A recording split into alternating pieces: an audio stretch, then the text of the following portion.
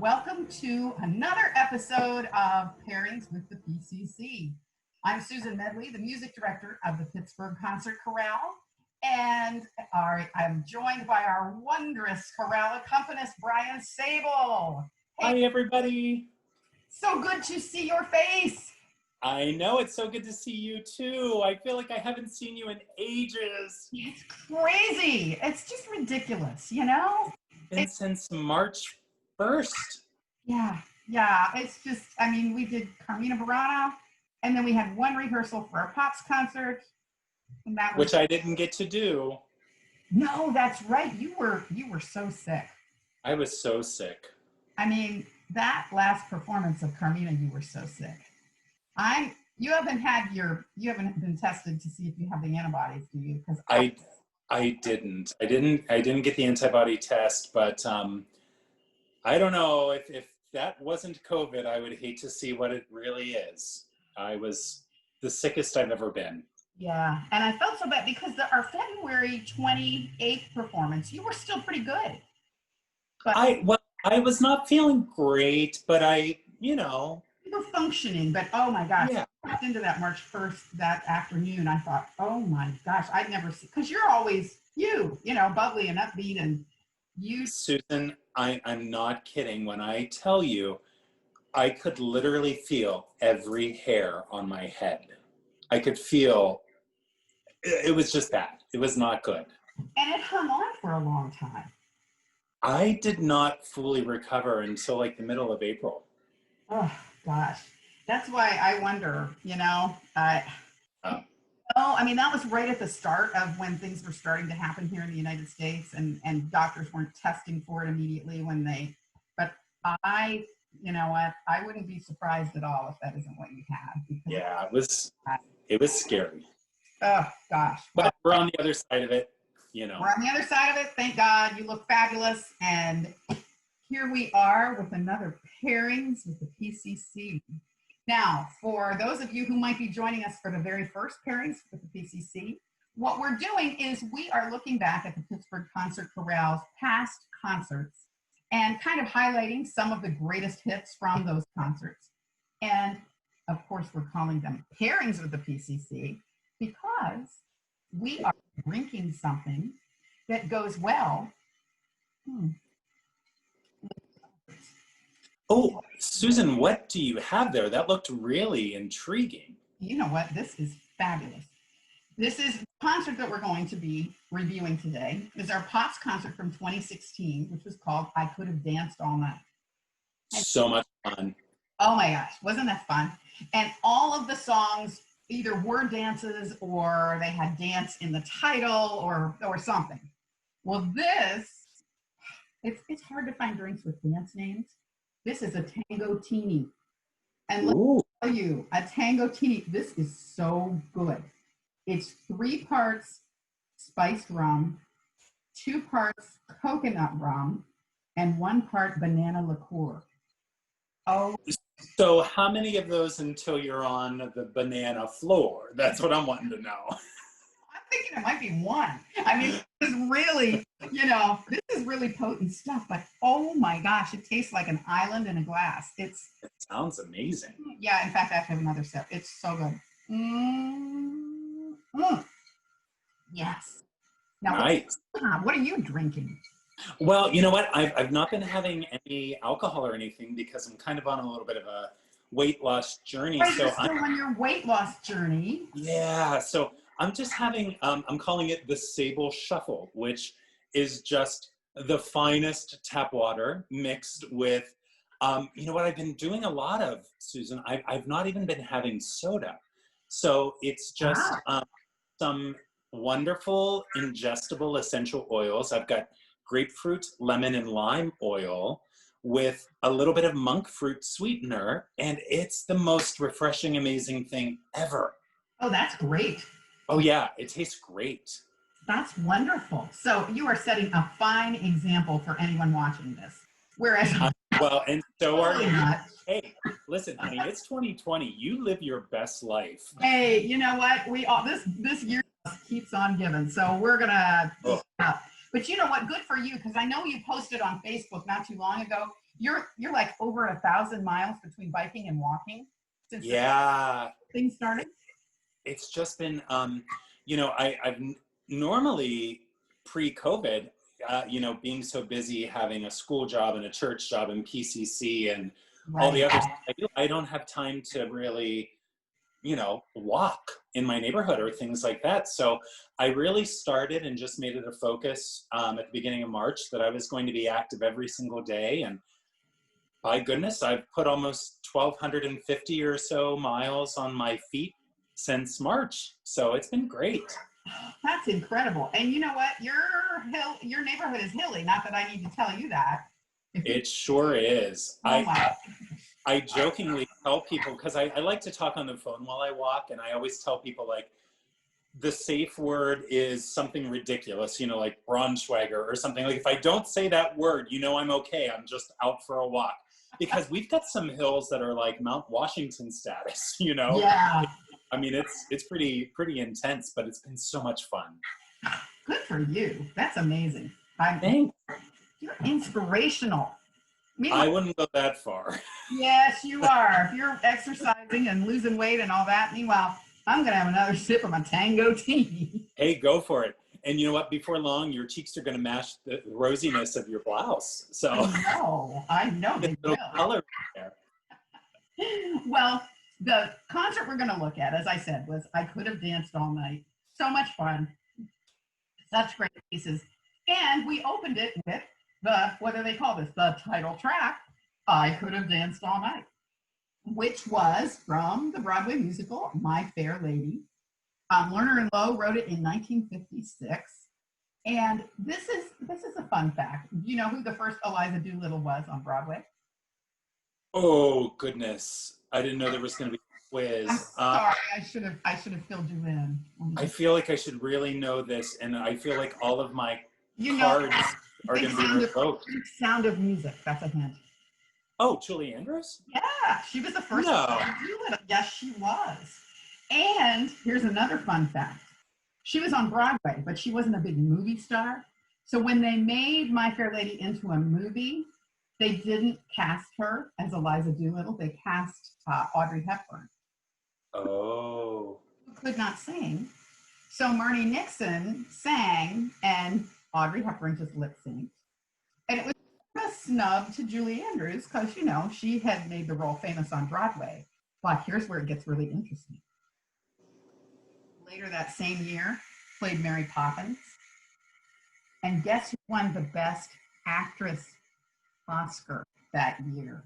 Julie Andrews. She did. And Audrey Hepburn was nominated for My Fair Lady, but Julie Andrews won it for Mary Poppins. So I don't know. I'm a big Audrey Hepburn fan. I love her, but I adore Julie Andrews, and I think that story's really cool. Karma comes around, man. It does indeed. So in this video of I Could Have Danced All Night, the video is going to show footage from various concerts of PCC, but it also shows our 30th anniversary celebration, which we had a jazz band there. My colleague at WJ, Kyle Simpson, he and a group played for it. So there was a lot of dancing. And so for I Could Have Danced All Night, of course, they're going to see a lot of footage of people dancing there. And there's a great shot of our PCC founder, Clark Bedford, dancing with his wife, Sandra. Of course, Clark left us little less than a year ago, but we owe so much to him for starting PCC. And I love that shot of him dancing with Sandra. So let's listen to I Could Have Danced All Night.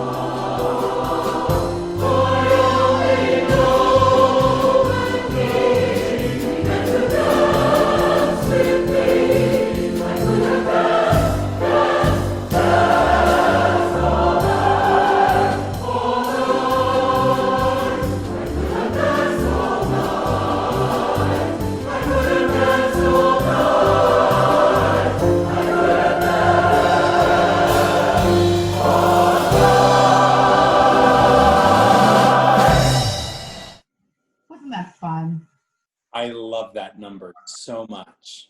It's just, it's just so upbeat. And we had to start the concert with I Could Have Danced All Night, since that was the name of the whole concert. Yeah. Just a great piece. Love it. Yeah. It really, and you can't go wrong with American musical theater, ever. Well, and so many people have covered that number. And do you know of the British jazz pianist Jamie Cullum? No. Oh, you need to listen to his cover of I Could Have Danced All Night. It is the funkiest, coolest thing in the world. And it'll make you instantly gain like 50 cool points just by listening to it. You don't even need to know it. Just listen to it. It's fantastic. Oh, Jamie Cullum. Jamie Cullum. I need all the cool points I can get. So you and me both, sister. Hey, I teach college students, so I need as much coolness as I can get. I'll bring to that. Mm-hmm. Although I would say you're probably one of the coolest people I know. So, Well, likewise. We are in a cool league of our own. I mean, it's true. If you look back at my high school yearbook, it says the coolest guy we know. Caddis, Ohio. Yes. Go Cardinals. East Sparta. Ohio. Wait, you were Cardinals too? Yeah, you were Cardinals. Sandy Valley High School in Ohio. Well, we were Cardinals as well. And we used to play each other. Not you and I, obviously, but no. But our teams played each other, and it was kind of a rivalry because it was like which Cardinal will come out on top. That's right. Although my team played your high school's team long before you were probably even in high school. Probably. I think so. Yes. In fact, I was probably graduating from high school when you were born or something like that. Should I say a year? I don't know if I should. Is that what year were you born? 79, and I graduated in 97. Okay, you were born in 79. I graduated from high school in 82. So you were 3 years old when I graduated. Yeah. Okay, well, whatever. Anyway, so our teams did not actually, because my high school team would totally have whipped your high school team because they were 3. And exactly. Okay. Not much competition there. Moving right along, the next dance we're going to listen to, this is the Charleston. Talk about I love this. Just an old standard. It was named for, of course, Charleston, South Carolina, where it originated. It developed in the early 1920s, and in the classic question, which came first, the dance or the song? It was the dance that came first, and then really? Yeah. You would think it would be the dance kind of went along with the song, but the dance came first, and then the Charleston song was written in 1923. And video, I love this video. Janine did such a great job with this video. Our videographer is Janine Michael, and she is the coolest footage. It's going to be videos of Charleston dancers from the 20s, it's so cool. And you know what? And it's timeless. I show clips of the Charleston and some other swing dance styles, the Lindy Hop and all of the various styles to my students who are, inner city 2020 kids. And they're blown away. They think, oh my gosh, that is the coolest thing, to see it come through musical history and how it has impacted other dance styles. It's really cool. It is. When you watch the feet of these dancers, you think, oh my gosh, it's really cool. So here is the Pittsburgh Concert Chorale singing the Charleston.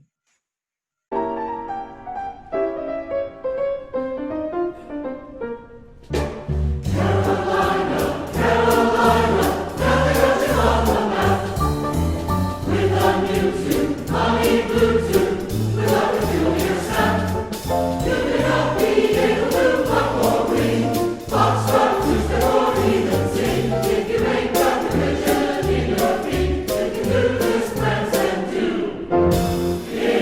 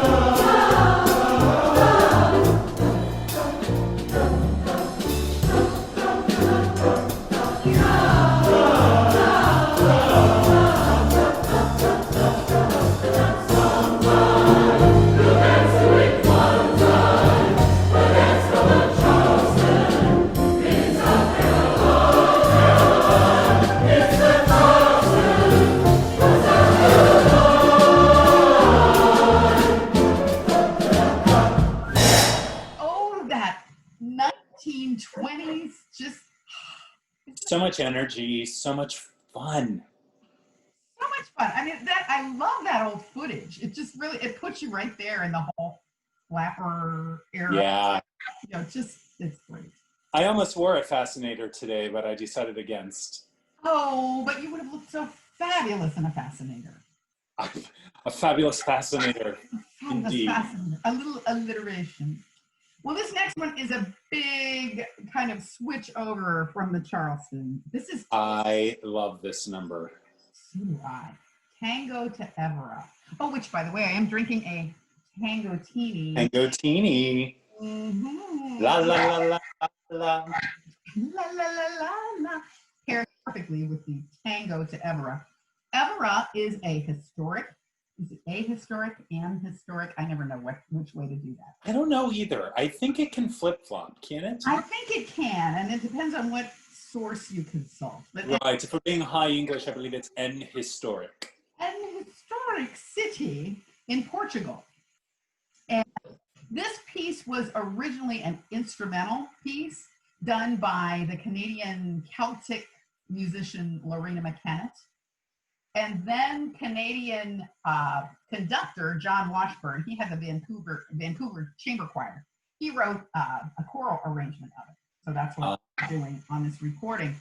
And it's really cool because the women start with la la la's, but then the lower voices are imitating instruments. Like the dum, dum, dum, you'll hear that sort of thing, and dum, dum, dum, dum, dum, dum, dum, dum, like plucked instruments. So cool.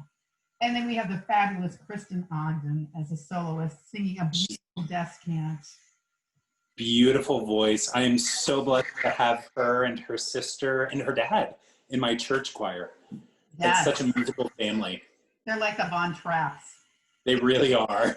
And Kristin was a music major at W&J, so I got to work with her a lot. And to have that voice in my choir at W&J was fabulous. And to have it now in PCC, it's, you know, that's one of the things I love so much.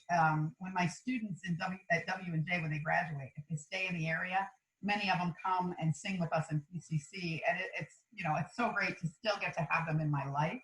Well, and I think, you know, it's good to see, and what I love, you know, because even though I've only been with the PCC for a year, and I didn't even get to have a full year.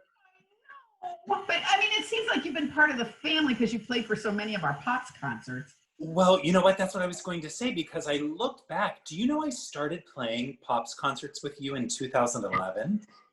Get out. Was it that long ago? I want to say it was 2011. Wow, that's crazy. I know. So I feel like I've kind of been part of the PCC for much longer than I actually have been. But what I was going to say is I love seeing the PCC changing. And, you know, a lot of times you think of community choirs as being older in demographics. And you know, we're starting to trend more this way. And we're getting younger and more vital, and the group is definitely growing by leaps and bounds musically, and it's just so much fun. I'm really proud of them. And it's, you know, that's one of the things I love about a community choir, because you have the older singers who have a lot of experience, but you also have this influx of younger singers, and you need both. You need the experience, and you also need the younger voices. And when you think about it, right now, our youngest singer, I believe, is 23. And our oldest singer is 83. So wow. I know, you get 6 decades there of experience and different life experiences. And what I really love to see is how, when we do something social, like something like the baseball game or something, how you know, everybody just mixes and has a great time. And I've also loved to see people going out after rehearsal, and it's not people of the same age group. It's everything, you know. Everybody. It's one of the really wonderful things that I love so much about the PCC is just we've become like a big family. And this pause in our singing during COVID has just been like, you know, we just miss each other so much. So, you know, we've tried to have like online happy hours and that sort of thing to keep everybody engaged with each other, because we all miss each other so much. Yeah. Anyway, so Tango to Evora, the fabulous Kristin Ogden as soloist, and everybody imitating instruments. Such a cool piece. A cappella, no Bryan in this piece. But That's all right. that's all right. It's all right. It's still a great piece. Enjoy.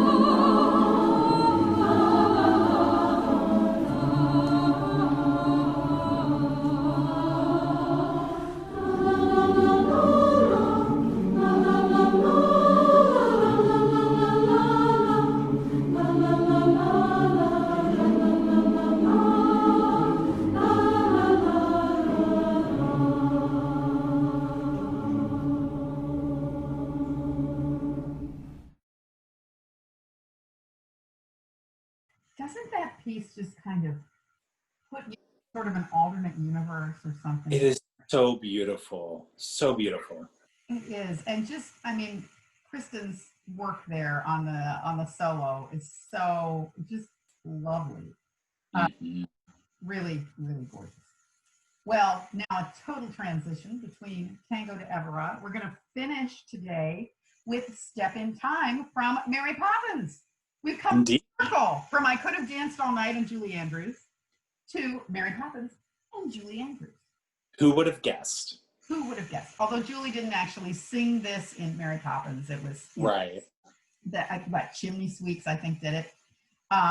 And we think of it, of course, most of us have seen the movie Mary Poppins or the revival of the movie Mary Poppins. The Step in Time that we're singing though here is from, they also had a Broadway production of Mary Poppins. So she's enjoyed a great resurgence over the past couple of years. Did you see, there was a great, when Disneyland turned 60 years old, they did, this was when Mary Poppins was on Broadway. So they did this big celebration on, I think ABC had this, and they did Step in Time from the Broadway number. And then Dick Van Dyke, who of course was in the original, was in the movie Mary Poppins, he comes out. Did you see that? And wasn't he like 90? 90 years old, and he comes out with all these young dancers, and he's like doing this great step in time number, and doing these big leaps, and it's amazing. It was incredible. It was so cool. And so, if any of you, I encourage you to Google Dick Van Dyke. Just do Mary Poppins, Dick Van Dyke, Disneyland 60, and it'll pop up, because it's well worth watching. And the audience is going absolutely crazy, because, I mean, what 90-year-old can do this? Dick Van Dyke. That's got to. Hey, cheers. Cheers. Mm-hmm. So, cheers to Dick Van Dyke. Our soloist in this piece, I'm just looking at to see if there's anything else I wanted to say about that. But our soloist, yes, Robin Kriley. Oh, beautiful voice. Really beautiful voice. She and her husband Phil were both music majors back in the day. And, yeah, Phil sang with PCC also. And she can sing lots of different styles. And really, I've had her sing like some big band jazzy stuff for us. And this really captures the musical theater style very well. Nice. Yeah. So, high energy number from Mary Poppins. Here is the Pittsburgh Concert Chorale singing Step in Time.